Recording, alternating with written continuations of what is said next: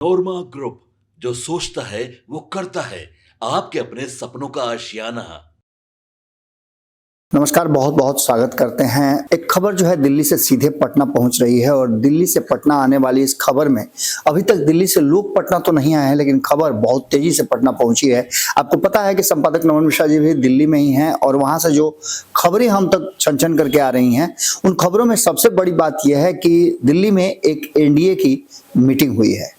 हालांकि उससे पहले अटल जी के जो जयंती है, उस जयंती के कार्यक्रम में भी सभी लोग शामिल हुए थे। प्रधानमंत्री नरेंद्र मोदी के साथ साथ सभी वरिष्ठ नेता शामिल हुए थे। कई दल के नेता भी उसमें शामिल हुए थे। बिहार में भी अटल जी की जयंती को अलग अलग तरह से मनाया गया है। लेकिन सबसे बड़ी बात यह है कि जिसकी चर्चा हम कर रहे थे, हम कल ही से लगातार आपको चर्चा कर रहे थे कि एनडीए घटक दल की बैठक बुलाई गई है। जेपी नड्डा ने इस बैठक को बुलाया है, लेकिन इस मीटिंग को एड्रेस करेंगे अमित शाह। इस बात को लेकर के हमने कई खबरें आपको बताई होगी, लेकिन अभी जो हमारे पास सूचना आ रही है, उस सूचना के हिसाब से ये भी हमने आपको बता चुका है कि हमारी पूरी टीम आपको इस खबर तक पहुंचा चुकी है कि इस मीटिंग में जनता दल यूनाइटेड की तरफ से 2 लोगों के जाने की बात चल रही थी। हालांकि और कई दल के कुछ नेता एक से अधिक नजर आए, उसकी भी चर्चा हम करेंगे। लेकिन सबसे बड़ी चर्चा तो हम आपको ये करके बता रहे हैं कि संजय झा, जो जनता दल यूनाइटेड के कार्यकारी अध्यक्ष हैं, उनको इस मीटिंग में जाना था, लेकिन उनके नहीं जाने को लेकर के भी अब चर्चाएं शुरू हो गई हैं। ललन सिंह इस मीटिंग में मौजूद थे और ये मीटिंग अमित शाह के देखरेख में बुलाई गई थी। अमित शाह इस मीटिंग को एड्रेस करने वाले थे और वो आने वाले एजेंडा को तय करने वाले थे। हालांकि एनडीए के घटक दल के कई दलों को इसमें बुलाया गया था, लेकिन जो हमारी तस्वीरें जो नजर आई, उन तस्वीरों में उतने सारे लोग नहीं पहुंचे थे। खास दलों के लोग ही पहुंचे थे, यानी कि जिन लोगों का सपोर्ट ज्यादा है वही पहुंचे थे। यानी एकनाथ शिंदे के दल से वहां थे, वहां जेडीएस के नेता मौजूद थे, खुद कुमारस्वामी अपने पहुंचे थे। इसके अलावे इस मीटिंग में चंद्रबाबू नायडू की भी मौजूदगी थी। नीतीश कुमार को इस मीटिंग में होना चाहिए था, लेकिन नीतीश कुमार और अमित शाह के बीच में जो पिछले कुछ दिनों से चल रहा है, वो बातें आपको समझ में आ गई होगी। लेकिन सबसे बड़ी बात यह है कि दिल्ली में बैठ करके इतने सारे नेताओं के साथ चर्चा देश की नहीं बल्कि बिहार की हो रही थी। इस मीटिंग में बिहार के 5 जो पांडव हैं, उसमें से 2 पांडव गायब थे, यानी कि नीतीश कुमार तो गायब थे ही। दूसरा कौन है हम आपको बताते हैं, लेकिन उससे पहले हम आपको बता दें कि इस मीटिंग में खुद जीतन राम मांझी, जो हिंदुस्तानी आवाम पार्टी के सर्वे सर्वा हैं, वो पहुंचे हुए थे। उनकी तस्वीरों में आप देख रहे होंगे कि वो बगल में बैठे हुए हैं और उनके ठीक बगल में जिस तरह की कुर्सी पर आप देख रहे होंगे कि चंद्रबाबू नायडू बैठे हुए हैं और चंद्रबाबू नायडू के बगल में जेपी नड्डा है। जेपी नड्डा के बगल में अमित शाह बैठे हुए हैं और इन सबके बीच में जो जीतन राम मांझी है, उसके ठीक बगल में उपेंद्र कुशवाहा बैठे हुए हैं। दूसरी तरफ अब अगर आप देखें तो यहाँ जेडीएस की नेता की बात हम कर रहे थे, वो बैठे हुए हैं। जो उत्तर प्रदेश की अनुप्रिया पटेल है, वो मौजूद नजर आ रही हैं और भी कई लोग नजर आ रहे हैं, कई दल के नेता नजर आ रहे हैं। लेकिन सबसे बड़ी जो इसमें कमी खल रही है, वो 2 लोगों की खल रही है। एक तो नीतीश कुमार की तरफ से, हालांकि ललन सिंह बैठे हुए हैं और ललन सिंह के बगल में जो शख्स बैठे हुए हैं, वो उपेंद्र कुशवाहा की पार्टी के कर्ता धर्ता है, माधव आनंद के बगल में भी एक शख्स है।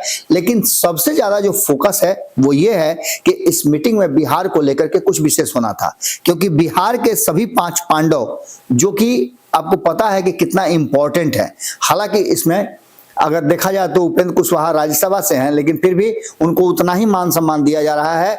जेपी नड्डा ने पहले ही सूचित कर दिया था कि आज की बैठक के बारे में, और इस बैठक में सहमति हालांकि सभी दलों ने दी थी, लेकिन पहुंचने वाले दलों की संख्या बहुत कम है। आपको बता दें कि चिराग पासवान की अगर बात करते हैं तो चिराग पासवान देश में नहीं है, वो विदेश गए हुए हैं। लेकिन उनके यहां से किसी भी प्रतिनिधि का नहीं मौजूद होना कुछ ना कुछ नई कहानी को जन्म दे रहा है। दूसरी तरफ आपको बता देते हैं कि जदयू से मौजूदगी तो है, लेकिन उस मौजूदगी को नीतीश कुमार की मौजूदगी या नीतीश कुमार का नुमाइंदा हो, ऐसा नहीं लग रहा है, क्योंकि ललन सिंह केंद्रीय मंत्रिमंडल में है और केंद्रीय मंत्रिमंडल में रहने के चलते लगातार उन पर ये दबाव भी है कि वो नीतीश कुमार नहीं बल्कि भाजपा और केंद्र सरकार के यसमैन हैं। खैर, इन सारी बातों को लेकर के शाह ने मांझी और कुशवाहा के साथ बैठ करके जो दिल्ली में स्ट्रेटजी बनाई है, वो स्ट्रेटजी बिहार की स्ट्रेटजी है। और इस स्ट्रेटजी को लेकर के कहीं ना कहीं अब जो चर्चा हो रही है कि आपस में जो भी टूनटान हो रहा है उसको लेकर के भी चर्चा हुई है। लेकिन सबसे बड़ी जो चर्चा है कि 2025 में बिहार में विधानसभा के चुनाव होने हैं और इस चुनाव में तेजस्वी यादव को कैसे दबोचा जाए, तेजस्वी यादव पर कैसे विराम लगाया जाए, ये सबसे जरूरी है। आपने सुना भी होगा कि राजा का जान जो है वो तोता में अटका हुआ था, तोता खत्म तो राजा खत्म। बिहार में भी आपको हम कई बार बता चुके हैं कि नीतीश कुमार कभी नहीं चाहेंगे कि राष्ट्रीय जनता दल राजनीतिक रूप से समाप्त हो जाए। राष्ट्रीय जनता दल भले ही सत्ता में नहीं आए, भले ही वो विपक्ष में रहे, लेकिन उसे इतनी सीटें जरूर आ जाए जिससे कि वो जीवित रह सके और जरूरत पड़ने पर नीतीश कुमार उसका प्रयोग कर सकें। यह आप कई बार देख चुके हैं और इसको अब विशेष इस पर टिप्पणी करने की जरूरत नहीं है। भारतीय जनता पार्टी की नजर अब नीतीश कुमार से हट करके सीधे तेजस्वी यादव पे पड़ गई है और तेजस्वी यादव जिस तेजी से अपने जनाधार को बढ़ाने में लगे हुए हैं और जिस तरह से उनका वोट बैंक है, उस वोट बैंक में सेंधमारी करने का ही नतीजा है कि आपने देखा होगा कि आरिफ मोहम्मद खान को पटना भेजा गया है। पिछले चुनाव में 4 सीटों के जो उपचुनाव हुए उसमें भारतीय जनता पार्टी को खूब अच्छी तरह से इस बात का एहसास हो गया है कि हम चाहें तो मुस्लिम समाज के जो प्रबुद्ध लोग हैं उनका भी वोट अपनी तरफ खींच सकते हैं।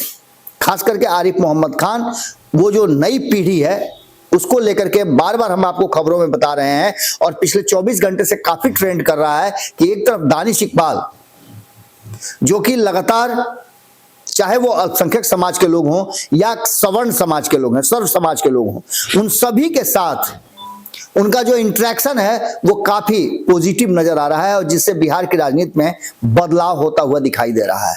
युवाओं को फोकस करने के लिए जहां दानिश इकबाल को रखा गया है, वहीं दूसरी तरफ आरिफ मोहम्मद खान के आने से बिहार में कहीं ना कहीं वो एक प्रबुद्ध वर्ग है जो आगे डेवलप करना चाहता है। वो मुस्लिम समाज इस परिवर्तन से और इस भारतीय जनता पार्टी के लचीले रवैये से कहीं ना कहीं प्रभावित जरूर होगा। ये सारी बातें घुमा फिरा करके इस तरफ जा रही है कि तेजस्वी यादव के जो नीतीश कुमार जिसे तोता समझते हैं उसको समाप्त करने की पूरी जो कवायद है वो शुरू हो चुकी है और अमित शाह ने उसके लिए मास्टर प्लान बनाया है। आपको बता दें कि इस पूरे घटनाक्रम, इस प्लानिंग को कहीं ना कहीं मिस कर रहे होंगे नीतीश कुमार और चिराग पासवान। चिराग पासवान के पार्टी के तरफ से किसी का उसमें नहीं शामिल होना कहीं ना कहीं चिंता जरूर पैदा कर रहा है और चर्चा का विषय भी बना हुआ है। लेकिन फैक्ट यही है कि दिल्ली में बैठक तो एनडीए की हो रही थी, कई राज्यों के नुमाइंदे वहां मौजूद थे, कई दल के नुमाइंदे मौजूद थे, लेकिन चर्चा बिहार की हो रही थी। अब देखना दिलचस्प होगा कि इस मीटिंग के बाद क्या कुछ निकल के आता है। मीटिंग में बाहर निकलने वाले कुछ लोगों से हमारी बातचीत हुई है, लेकिन कोई भी कुछ कहने के लिए तैयार नहीं है कि भीतर में हुआ क्या है। दरअसल ये बैठक एक ऐसी बैठक थी जो शायद भारतीय जनता पार्टी और अमित शाह देखना भी चाहते थे कि उनके बयान और उन पर जो विपक्ष का हमला है, उस हमले से एनडीए के घटक दलों में कितना असर पड़ा है या वो क्या सोचते हैं, इसको लेकर के भी हो सकती है। लेकिन नीतीश कुमार और चिराग पासवान की दूरी बनाने से कहीं ना कहीं एक बार फिर संशय तो पैदा होता है। जुड़े रहिएगा भारत लाइव के साथ, खबरों का सिलसिला लगातार जारी है। बहुत बहुत धन्यवाद। आपके सपनों को हमने सजाया है, ई होम्स पैनोरामा को हमने बनाया है। ई होम्स मेरा एक सपना था जिस पे मैं पिछले 4 साल से काम कर रहा था। हमने जो बनाया है वो सबने है माना। ई होम्स पैनोरामा में हो आपका भी आशियाना। और फाइनली हमने 2021 में इस प्रोजेक्ट को लॉन्च किया। बहुत लोग अप्रिशिएट कर रहे हैं कि पूर्णिया जैसे शहर में, बिहार के, एक तो बिहार की बात करें उसमें भी पूर्णिया जैसे छोटे जगह में इस तरह का लाइफस्टाइल देना, ये सुन के हम लोगों को बहुत अच्छा लगता है। ई होम्स में हमने कुछ और भी किया है, जैसे हम जिस जगह में रह रहे हैं हमारे फैमिली सिक्योर हो, उनको सिक्योरिटी का ध्यान में रखा है। आपकी सुविधा और सुरक्षा आपके लिए खास है, ये आपका विश्वास है। इसमें आर्टिफिशियल इंटेलिजेंस का 7 लेयर सिक्योरिटी का हमने इस्तेमाल किया है। लस ग्रीन कैंपस को बनाया है, यदि हमारा बाउंड्री वाल है तो वो वर्टिकल गार्डन है। ये जितनी भी फैसिलिटी होता है एक इंटरनेशनल टाउनशिप में, ई होम्स है, ये हम लोग विश्वास नहीं कर पा रहे हैं। जो भी हमारे मित्र दोस्त या जो भी हमारे बाहर के बाहर आते हैं तो हम लोगों को बहुत अच्छा सुनने को मिलता है और बहुत अच्छा क्रेडिट मिल रहा है। वो सारा हमने सिर्फ एक बिल्डिंग नहीं बनाया, हमें एक बहुत अच्छा लाइफस्टाइल दिया ई होम्स में, और मेरा एक सपना था जिसको मैं आज फुलफिल होते हुए देख पा रहा हूँ। ये आपका आवास है। ई होम्स पैनोरामा में अब आपका निवास है। E Homes Panorama, luxurious lifestyle redefined. Panorama Group, जो सोचता है वो करता है। अगर ये वीडियो पसंद आई और वह बिहार के राजनीति और बिहारियत से सरोकार रखेनी तो सब्सक्राइब बटन दबा के चैनल के सब्सक्राइब कर ली। ओजे एगो घंटी बा, ओकरा बटन दबा देला से कुल सटीक और मारक खबर रुआ मुफ्त में मिल जाई।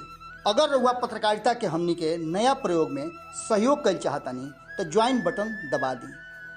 पेटीएम नंबर नोट कर ली 9386 816 700।